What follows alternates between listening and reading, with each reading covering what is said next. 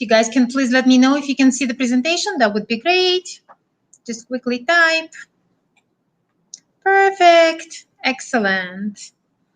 All right, this is our first time hosting it as a webinar. Usually we make you guys to come here to the studio, but we decided to use to leverage technology this time around. So hopefully you're sitting home, comfortable, having dinner or whatever, you glass of wine, whatever you want to have. So we decided not to make you to drive all the way here. We will probably get started. I can see more people joining us. I'll probably be taking a step back and reiterating how to interact with us.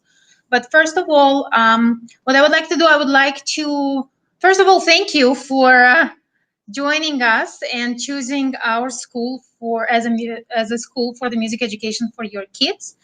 Today, we will briefly cover what to expect. I know you are probably anxious and excited and maybe everything above.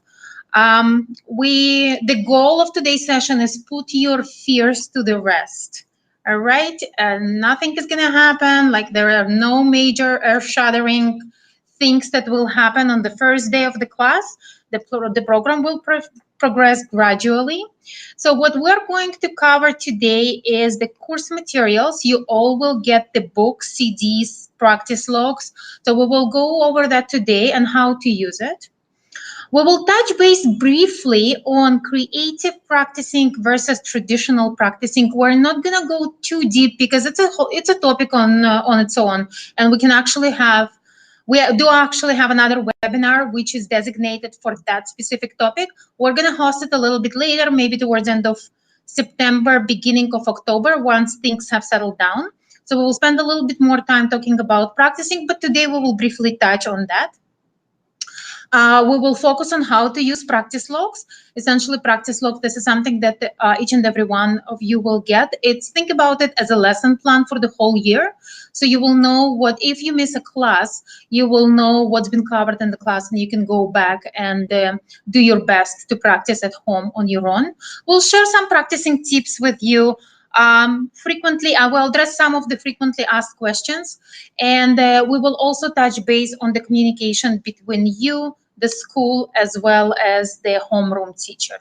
If at any point in time you guys have a question, please feel free to write it in the question section. Once again, the question section is located at the top of the screen.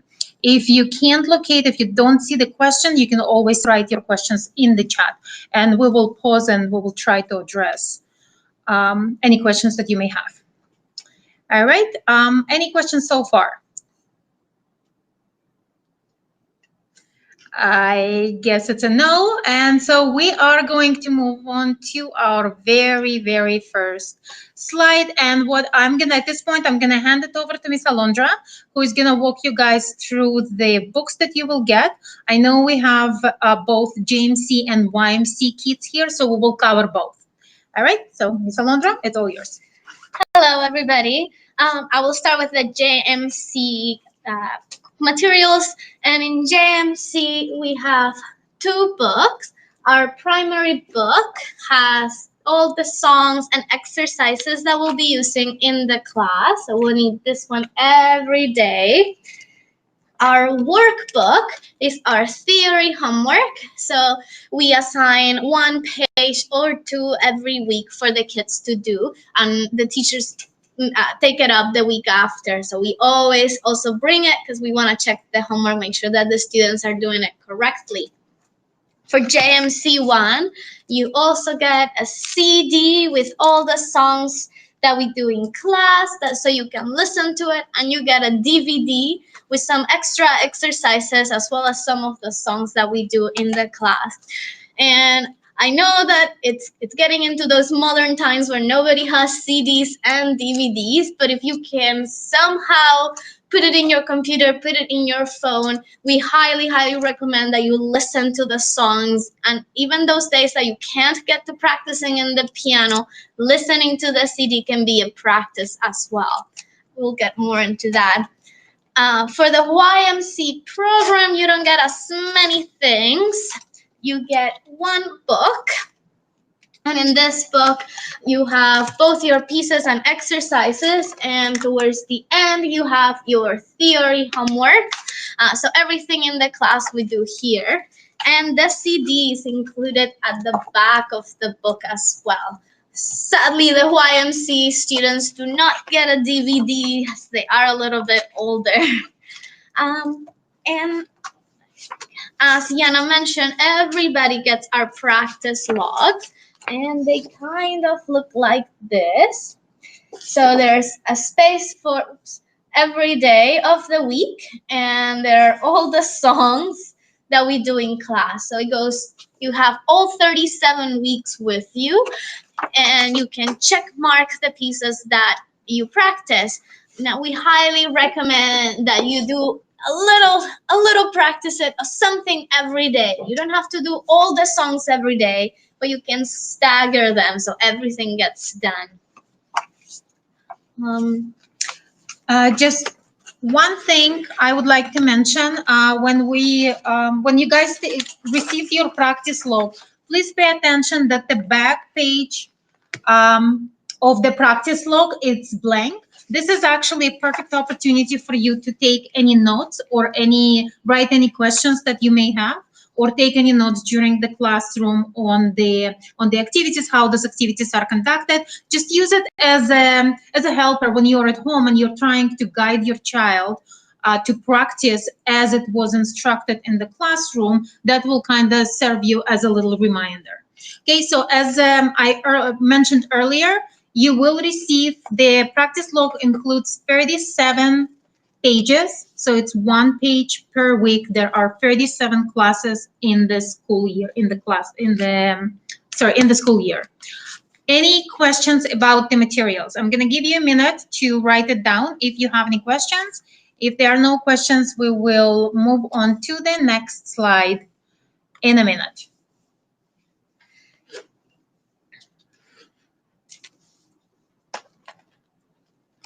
All right, looks like no one is writing, so we are gonna move on to the next one. All right, so the sensitive topic of practicing. You all attended the demo classes, or most of you have attended the demo classes. We did briefly touch base on the practicing during the demo.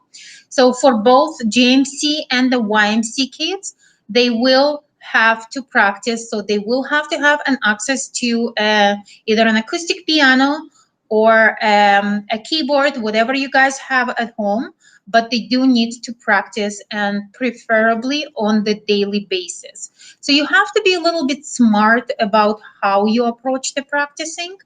As Ms. Alondra mentioned, they don't have to do everything every single day, but they will need to cover all the activities throughout the day. And we have a question here: how many hours a week home practice on piano is needed? So basically, to be honest, we try to stay away from putting a time limit on the practicing. And the reason behind it is the program progresses gradually, so the pace will increase gradually. The amount of practicing that kids will spend in the first few weeks will be less than what they will have to spend as we go further into the program. The challenge with the students, especially the younger one, the 4 years old, becomes if you tell them that they only need to practice 5 minutes a day, and then as pieces become complex, it will take them a little bit longer, but they're going to hold you, they're going to remember those 5 minutes a day, and they're going to hold you accountable for that. It's like, well, mommy or daddy, you told me that it's going to only take me 5 minutes, so I did my 5 minutes. I don't need to practice anymore. And we're trying to kind of stay away or go away from it. So ideally, it should be goal-oriented. So for example, for the GMC 1 kids, their very first repertoire piece will be the roller coaster, similar to exactly what we did in the demo class. There is no way that it's going to take them more than maybe, I don't know, 30 seconds to practice, even with the CD. But as the pieces become more complex, the time that they will spend on practicing will increase. So I know it's a long answer, but basically the idea is try to stay away from putting a time limit, make it a goal-oriented. So let's cover the first 2 bars of the piece, and then it's gonna take as long as it's gonna take. And the next day, we're gonna do another 2 bars. And the idea is by the end of the week, they will have to cover the entire song. But for your own peace of mind, for JMC1, you will probably be spending anywhere between 4 to 5 minutes a day for the first 3 weeks, and then it will gradually increase. You'll probably notice that the time will increase by a minute or 2 every week. I think towards the end of the school year, they will be expected to practice anywhere between 10 to 15 minutes a day. So we're not talking about hours here, not for year 1. For YMC, for the Young Musician course, for those that are starting the program at the 6 years old, well, of course, the initial time will be a little bit longer than 5 minutes, but once again, we're not talking about hours. It'll probably be anywhere between 10 minutes, 10 to 12 minutes, and then once again, the idea will be that it will gradually increase as we progress through the program. The young musician students will probably be spending anywhere between 15 to 20 minutes towards January, then 20 to 25 minutes by the end of the first school year. So I hope I answered the questions. If there are any other questions, guys, please feel free to use the chat room or just use the questions. So, yeah, so as Yana mentioned, it's very important to set the goals rather to set a time. And once the pieces get more complex and they're longer, the child doesn't need to practice the whole song. We can just focus on a little bit of it. Let's just start with the first 2 bars and so on. So you can set smaller goals and more reasonable expectations that they can actually achieve and feel like they accomplished something. Make sure that you also reward their efforts, even if it doesn't work. Sometimes sometimes it takes 100 repetitions for something to get. So make sure you reward their efforts. It's good to know that it takes patience and determination, and it's not about the goal, but it's also about the journey. And one thing that we like to do, we like to say, instead of saying we have to practice piano, you can use the words, oh, let's play the piano, because playing is more fun. They're used to playing games and playing with their friends. So playing the piano versus practicing, I have to do this, is a chore. And then we will go a little bit deeper later on into practice tips and what to do if the kid really doesn't want to practice, which might happen in some cases. So yeah, just touching base on the practicing, what we would suggest you guys to do, like in addition to setting the smaller goals and making a little bit more goal-oriented, please do not forget to reward your child and praise your child. They expect those praises and rewards. Regardless, they may not get it perfect from the first time around. It may take them several repetitions to get to the point where we want them to do, where they want them to be. But please do not underestimate the power of positive reinforcement. They will be looking up to you to give them that courage and that support. So please make sure that you have some sort of a reward system. We're not talking about bribery. And please do not ask me for an example of the bribe versus prize. It's a very fine line. But we're not talking about bribery. We're more talking about reward for the work that they did, regardless of how big or how small the effort was. It will all build up over time. I think it takes anywhere between 2 to 3 weeks to build up a habit. So basically, for the junior music course, for those students that are starting at the 4 years old, you have a luxury of the first 4 to 5 weeks, because the program progresses very, very slowly and very gradually. You will see that they will probably be spending, I don't know, maybe 2 minutes to do the homework. You have a luxury of building up the practice into their daily routine. For the older students, for the YMC students, that will definitely take a little bit more, but still, please leverage that time while the system is kind of picking up the pace. Please use that time to build the practicing into their daily routine. So ideally, of course, they need to practice daily. I mean, in reality, they will probably practice. There will be some days where they don't feel like practicing. And you know what? That's perfectly fine. Those are the days that you may want to choose for the little ones. Use the DVDs that you will get. Don't put those DVDs on the shelves and let them to dust.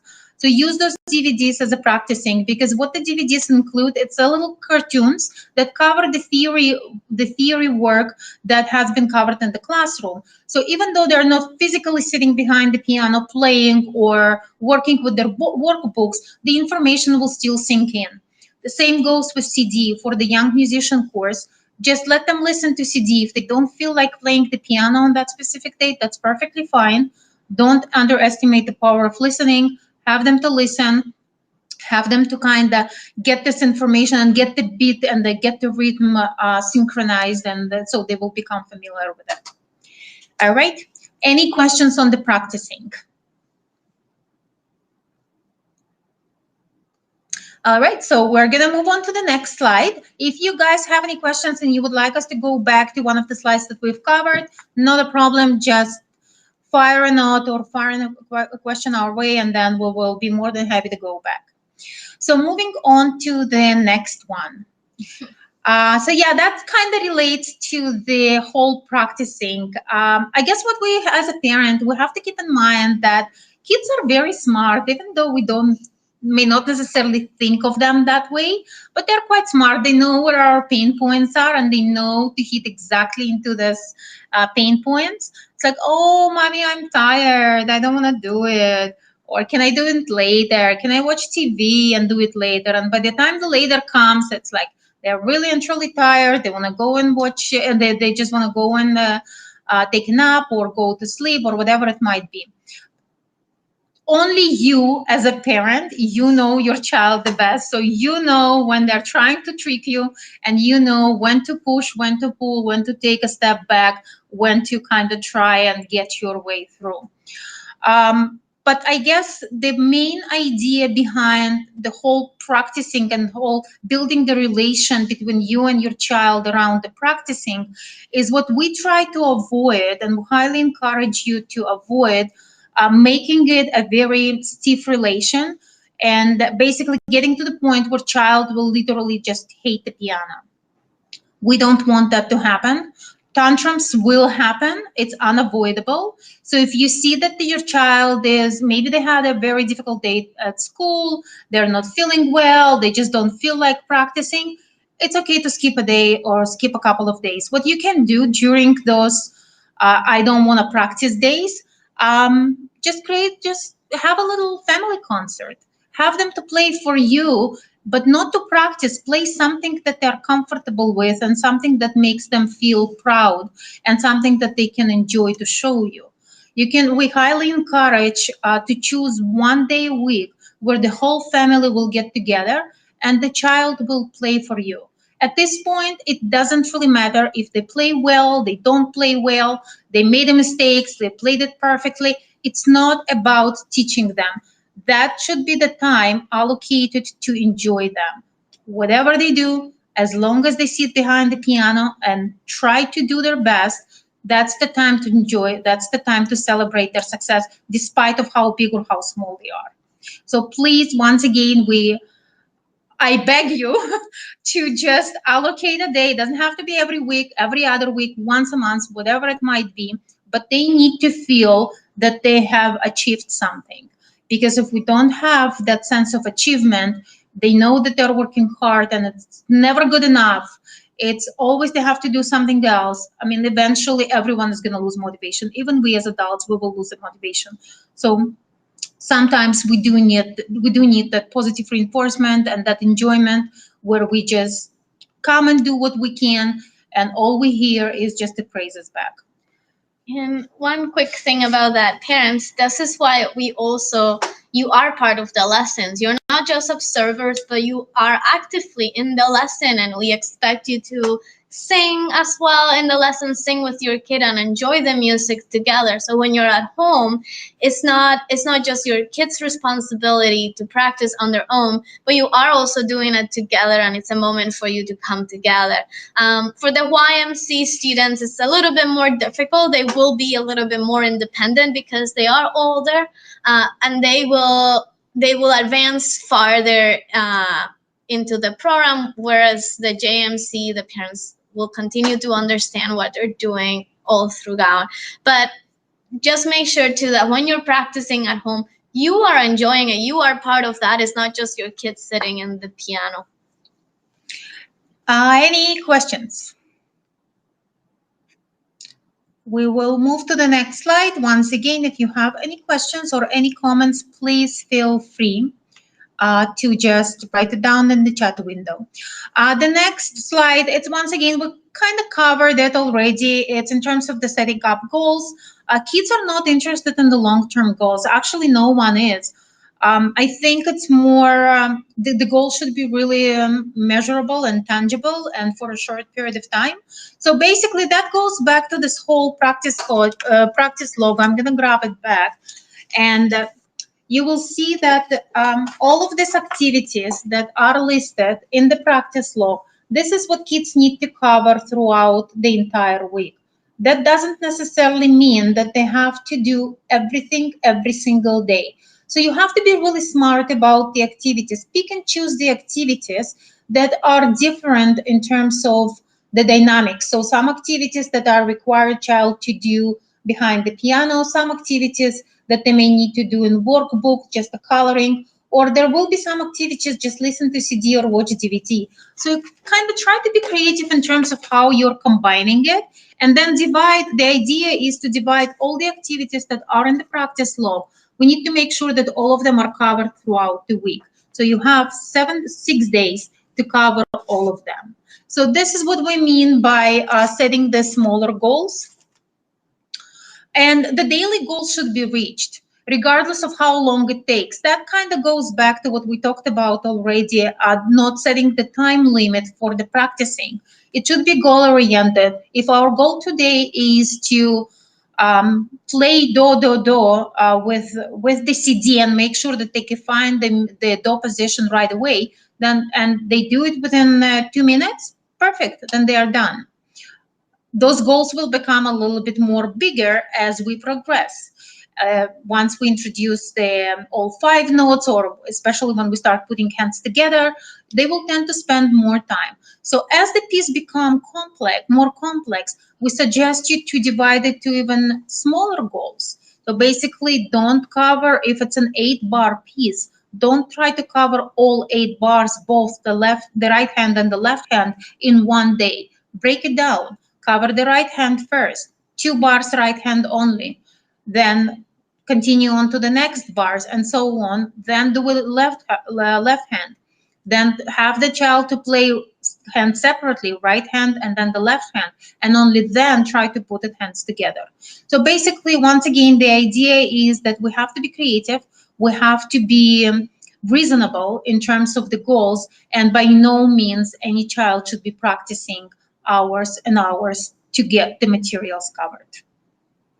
If you have any questions about practicing, you're not sure for what needs to be done and how to dissect things for a specific week, please feel free to reach out to your homeroom teacher. They're here to help. All right, we're moving on to the next one. So I'm gonna hand it over to Ms. Alondros. She's gonna give you a couple of examples of how to dissect the practicing. So this one specifically for YMC1. So for instance, the focus of this week would be the right note. We are introducing the right hand, the first 5 notes, and we just need to make sure that the students on that first week know all 5 do, re, mi, fa, so notes in the right position, and they can play it up and down. So your first step would be repeating notes all throughout, do, do, do, re, re, re, mi, mi, mi, every time, or going 3 notes at a time, do, re, mi, fa, so. Then the next step would be singing the solfege. So I Am a King would be the first song of the year. So you sing the solfege with the CD, just like the teacher will teach it to you. And then try to play the first 2 bars on the keyboard. So that will be covered in class. There's you can also try to play bars 3 and 4 on your own. So that might not be covered in class. That might be an extra challenge for those kids that want to move forward a little bit more. But it's not necessary. If only bars 1 to 2 are having a little trouble, then just focus on those 2 until they're perfect. Then the next step will be the next song. Maybe this time we can just sing the solfege with the CD. We won't play anything, just listen and sing. And the last song, again, we're making music, is singing along with the CD. So really, you're not having a lot of songs to practice. So by the end of the week, maybe you have accomplished the I Am a King and you're singing perfectly the other 2 songs. So these are ideas of ways that you can try and practice. Again, you get a goal and you dissect it that way. We're gonna move on to the next slide. So in week 10, for instance, to go ahead a little bit more, now we're adding a few more songs. So the Happy Day, we are now doing the right hand and we're singing the solfege of the left hand. And see if those that want to challenge can play the left hand by themselves.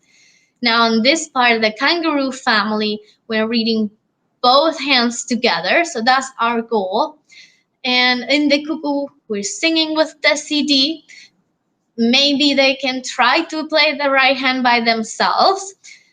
Naughty Bears will just be playing the left hand chords, and Marching in the Fairyland will be clapping. So now we've added 4 playing songs, 1 clapping song. One of those 4 playing songs, maybe one day you can just sing with the CD or do the theory homework. But it's a lot more than in the week 1. It's a lot more to practice.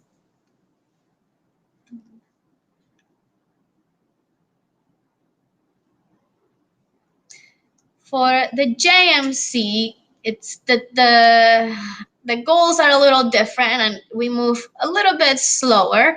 So you'll notice that the first week is we just introduced 1 note. And our goal is to make sure that kids can play the note do and they can find it on the keyboard. So you get the songs Friendly Fingers, which is just listening and watching the DVD and singing along and trying to remember the finger numbers. The 1 playing song will be Roller Coaster, where you get to play that do, do, do. Again, so you just sing it with the CD first. Then maybe finding do with finger number 1. You can try and find all of the do's in the keyboard. And if this doesn't make sense, don't worry. The teacher will explain it to you in the first week. Then you get the Takeoff for Primary. And that one, maybe you try and clap with the CD. And last but not least, the Come and Play With Me is just a singing song. So week 1, you only have to play 1 note. By week 13 and 14, now we're starting a left hand. So the right hand knows, we know all the notes, all 5 notes, do, re, mi, fa, so. And hopefully we can play with each hand separate. We are starting to play our first left hand song, The Magic Carpet, and hopefully we can play it with the CD. Then we're starting our reading. So we're starting to point at the notes at that point. So singing The Shoemaker, pointing at the notes with the CD. You get the I Am a King, and now we are really good with the right hand at that point. So we're challenging the students. Do you think you can play with the left hand instead? And last but not least, we're starting a new song, the Tug of War, and we're just singing with the CD. So once again, we go from week 1 playing only 1 note to now playing 5 notes in each hand separately, and a little bit more practice time. So repetition is key. Just like any sports or dancing, we have muscles in our fingers, so in order for our muscles to remember an activity and remember accurately what we want them to do, we need to repeat it. And sometimes it takes up to 400 correct repetitions for our brains to really internalize what we want them to do. And for every day that you miss that practice or you miss those repetitions, you lose up to 50% of what you acquired the day before. So you have to make sure that you set that you set the goals. No, the goals. You set the routine, the practicing routine, the daily practicing routine earlier on. So once the song gets more complex, you've already established that you practice every day, you do it every day, and you're repeating it every day.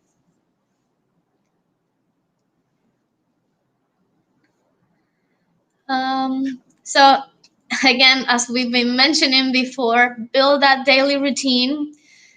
Don't take the CD and DVDs for granted. Listening and singing alone also counts as practicing, and they're very, very valid and very important. You can, some home practices for sometimes if the kids doesn't want to do something, you can ask them. You can pretend to not know anything, pretend to be the student and let them be the teacher and let them explain it to you.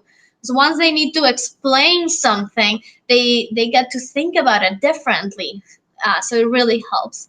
And create different games. So instead of saying we have to repeat this 10 times, you can roll a dice and see if it falls on 6, we'll repeat it 6 times and things like that.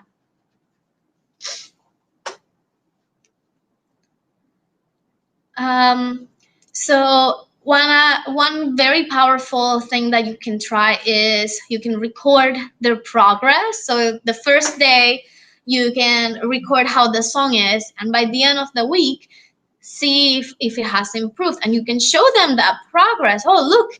Or even within month to month, you can show them at the beginning of the month or at the beginning of a song, and really, really enjoy them. As Yana said, set maybe once a week, once a month, set that one day that they don't have to practice, but they will play the songs. And if you have a musical family, everybody in the family can play something and do a little concert and really praise them, and don't try to correct the mistakes that day. Just enjoy that they're playing and they're having fun.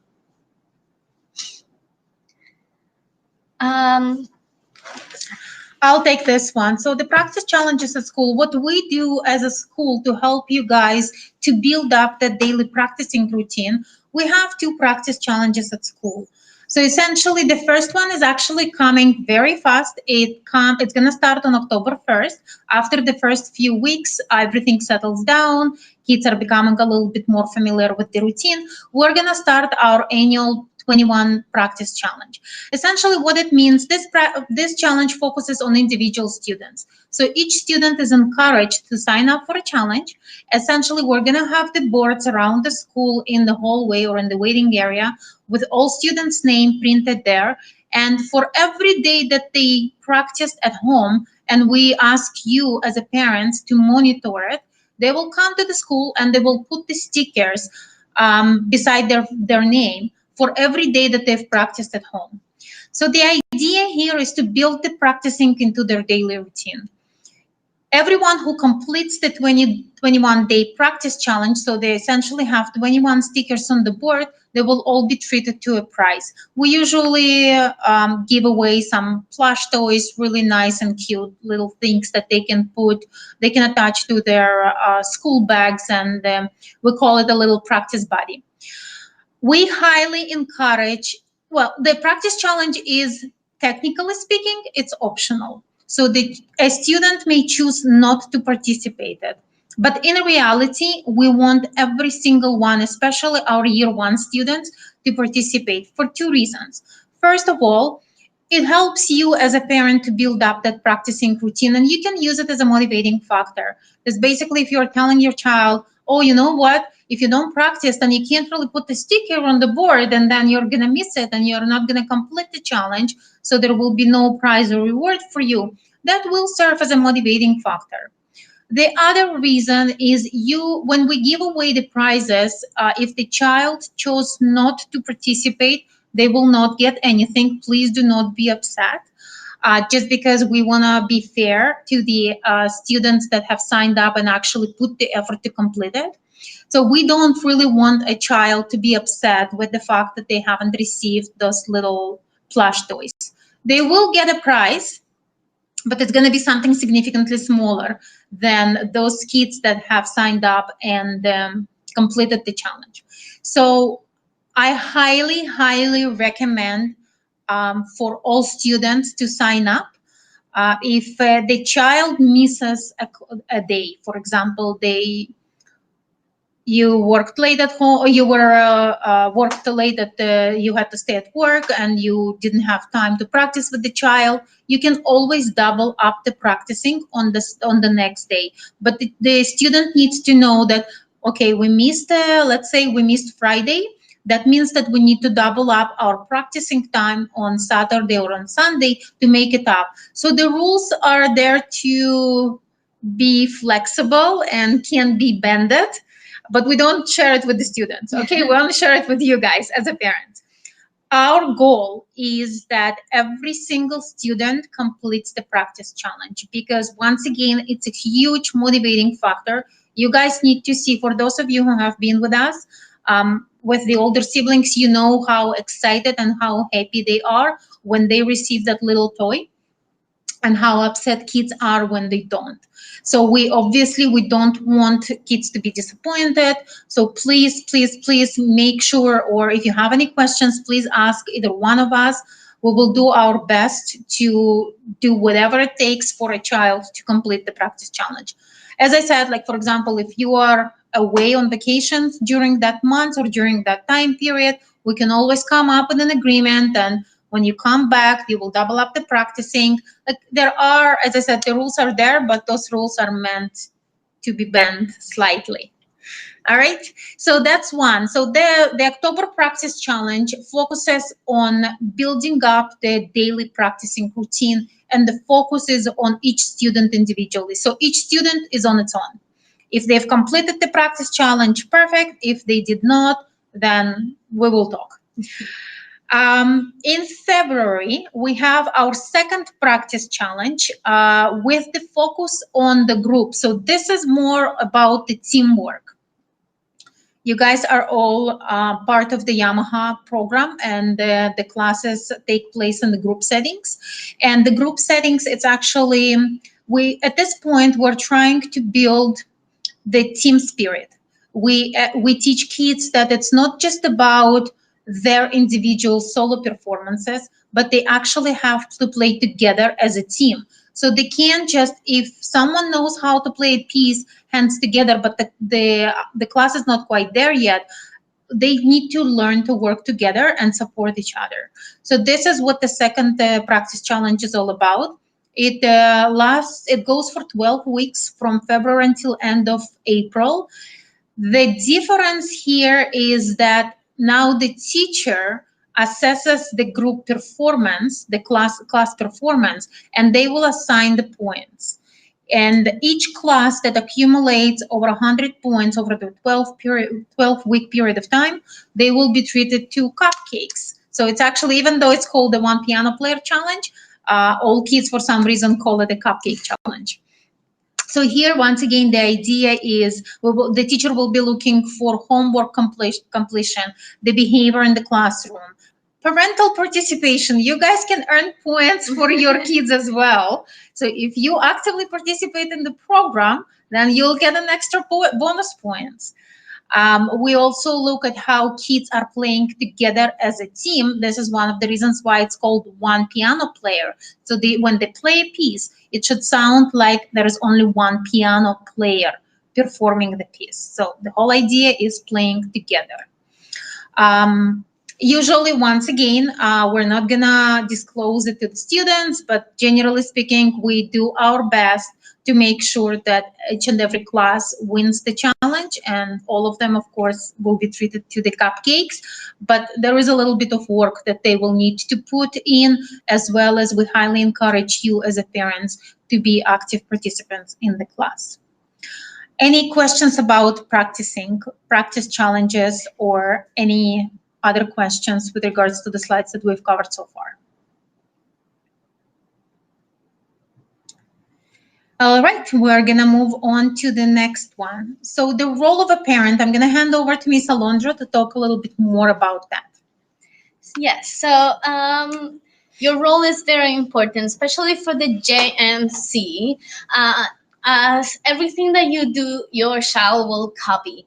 And we've asked you as teachers that you sing everything, because we expect the students to sing. But if they see you are not singing, they will not sing. So be engaged in the class. When you are here, make sure you're paying attention to the teacher, you're taking notes, and you're following the actions, because you are expected to do those same actions and do the same things that we do in class at home with the kids. So pay attention to how things are done and how the teacher does them, and what tips and drills the teacher says in the class. So one thing to at home, don't always show them how to do them, so you can ask them and see if they know. So those are ways that you can guess, you can check in to see how much they've learned in class, or maybe what you need to do to step in. Don't assume that maybe if they didn't understand, they didn't remember. Sometimes they will, if you start telling them the right answer, they will stop thinking for themselves. They will always look at you even when the teacher asks a question, they will look at you for an answer. So let them discover those answers for themselves as well. We kindly ask you not to use the cell phone in class. We really need you to pay attention to everything that we say, and your child will also see if you're not paying attention. They might get distracted and they might not pay attention themselves. At home, you are the teacher, so everything that you see, you will have to copy and do with them. So there are some songs that will take some actions, so maybe you can learn to do them, and you can both do them at home, as it's a little bit more fun. And if you, with your kid, learn to practice and play the songs at home, then maybe you can also play little duets together, do little exercises like that. So moving on to some questions that we have. Sometimes parents say that the class moves too slow for the child. So at the beginning, especially in the JMC, the program does move quite slow, but don't think that it will stay that slow for the whole year. All of a sudden it will pick up and you'll get stranded if you don't watch out. So sometimes if the child gets through the songs really fast, then maybe you can switch their focus, and instead of just playing do do do like that, you can ask them, well, maybe can we do a jumpy, or can we find different do's, and you can target their attention to a different way. For those YMC students, if the class is too slow, it's not just about playing the notes and the rhythms, but can we play them smoothly? Can we play them jumpy? There's a lot more things that it's not just in the surface. It's not just about notes and rhythms. It's also, can we play them soft? Can we play them loud? You can also bring their attention to the score, to the reading. Can you find the same notes? Can you find all of the do's in the song, and can you circle them? So these are ways that you can continue to entertain the child. Just know that the class won't stay the same pace for the whole year. And on the other hand, sometimes we have the class is too fast and my child is struggling. They can't keep up with the pace. As soon as you notice, please let your homeroom teacher know. We can always give you tips, and we always watch. We know all our students really well, and we can tell if someone is not doing the practice correctly. So we can let you know if you're not doing a very consistent or productive practice. We can give you ways that you can motivate your child. If maybe sometimes the class material is not understood well, so make sure you ask your teacher if you have questions about notes or rhythms, or if you missed anything that it was said in the class. There's usually a little bit of time at the end to ask a little bit of questions. And as we said, you can focus on just a little bit on the one part of the song that the child is having trouble. So instead of practicing the whole song because it might be too much, again, setting smaller goals and accomplishing them, it's a good way to repeat something, keep the child motivated, as they will have that reward feeling that they are accomplishing something. We also have, if you miss a lesson or if you notice that week by week it still doesn't work, some of our teachers can be reach out for some individual practice coaches to see if we can close the gap and help the child overcome those challenges. Just sort of recap on those are the two main questions that are usually being asked throughout the year.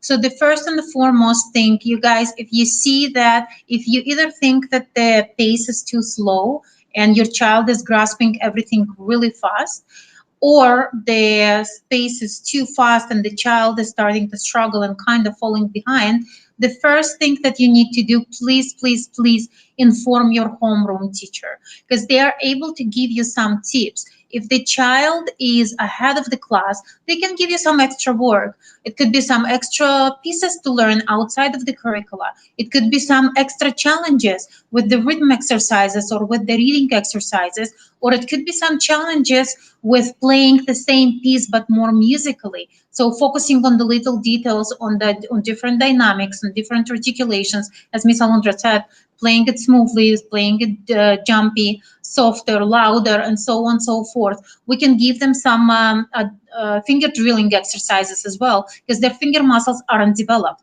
So your homeroom teacher is your first turning point too. So if you have any questions, please make sure that you raise it with your homeroom teacher. We're gonna move on to the next slide, and we're gonna talk a little bit about communication. But before we do so going back to when the child is struggling, all of our teachers are trained to sort of see how the child is doing week after week. The most frequent reason as to why child is struggling, it's because it's either inconsistent attendance, too many classes are being missed, or there is no consistency in terms of the practicing at home. So those are the two main reasons. If we can overcome those challenges, then there is absolutely no reason as to why the child will be struggling. Of course, there will be bumps along the way. Of course, there will be some hurdles that they will have to overcome, in particular when we get to playing hands together. This is the time when everyone is going to struggle. So please, I guess, be open-minded as we get there. For YMC, we will get there sooner. For JMC, it's going to be towards end of January. But every single one is going to struggle. Well, not every single one, but maybe most of them will struggle with playing hands together. So please don't worry. No panic. No need to panic. It's going to take time for the information to sink in. Even if by the end of the year, your JMC 1 student is uncomfortable playing hands together, there is absolutely no reason to worry, because we have a whole summer to catch up. So once again, please keep those communication channels with your homeroom teacher open. Me, myself, I'm pretty much every single day I'm here at the studio, so you will guys get used to see me at the front desk. If you have any questions, you don't have time to speak with your homeroom teacher because the other class is coming, please feel free to stop by, and I will be more than happy to help you with whatever I can. And I'll also make sure that the homeroom teacher will reach back to you guys and address any questions or concerns. Any questions about those two main aspects? If you guys have any questions, please write it. I think someone is writing in the chat room. So I'll just wait a minute.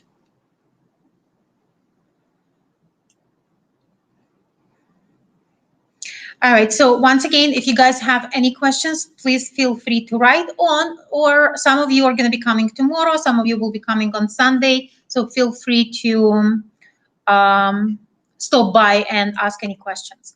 So we're getting closer to the last few slides. Communication, the main communication channel with us, it's email. Please, any questions that you guys have, please send it to info@88keys. All the homeroom teachers will share their 88 Keys email account with you on the first day of the class. Please write it down in the practice log. And if you have any questions, the best way to communicate is via email.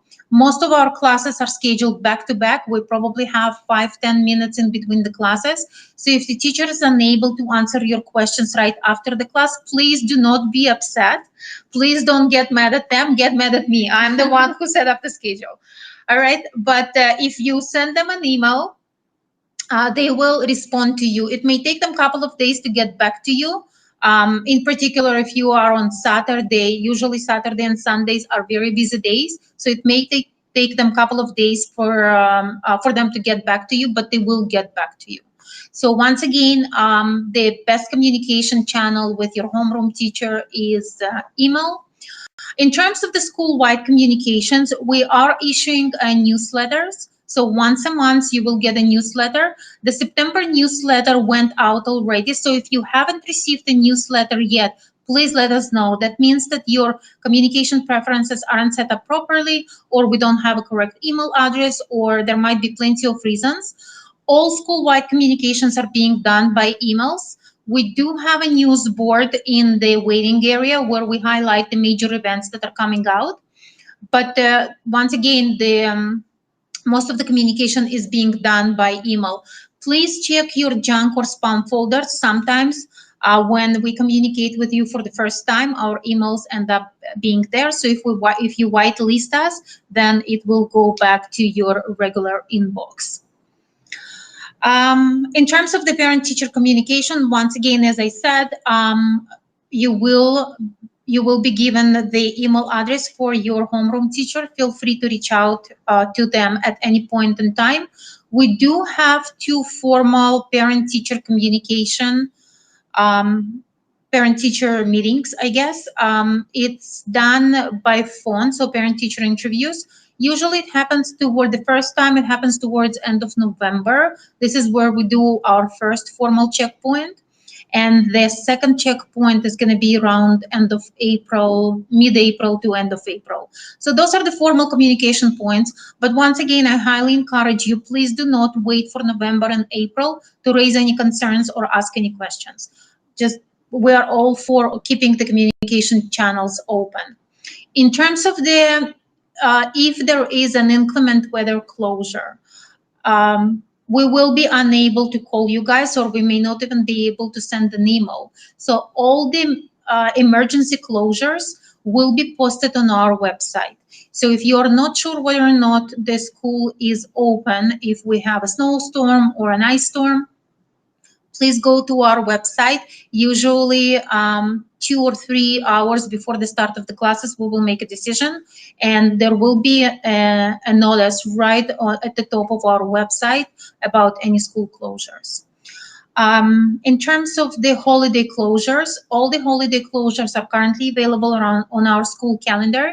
You can find the school calendar on our website.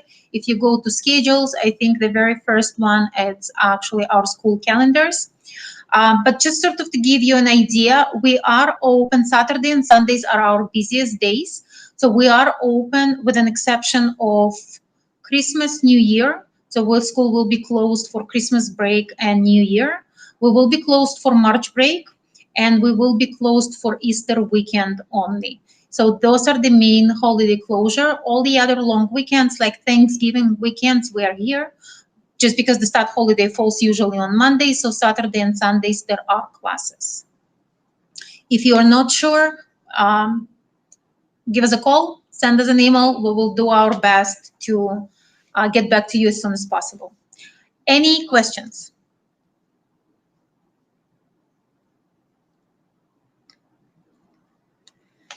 All right, so if there are no questions, I think that was our last slide. So that's all we wanted to cover briefly before the start of your school year. Okay, I think someone is writing. If you guys have any questions, anything that may come to mind at the later stage, just feel free to fire us an email. Other than that, we're looking forward to see you guys, if not tomorrow, then on Sunday. And welcome to 88 Keys. Thank you, everybody. We'll hope to see you soon then.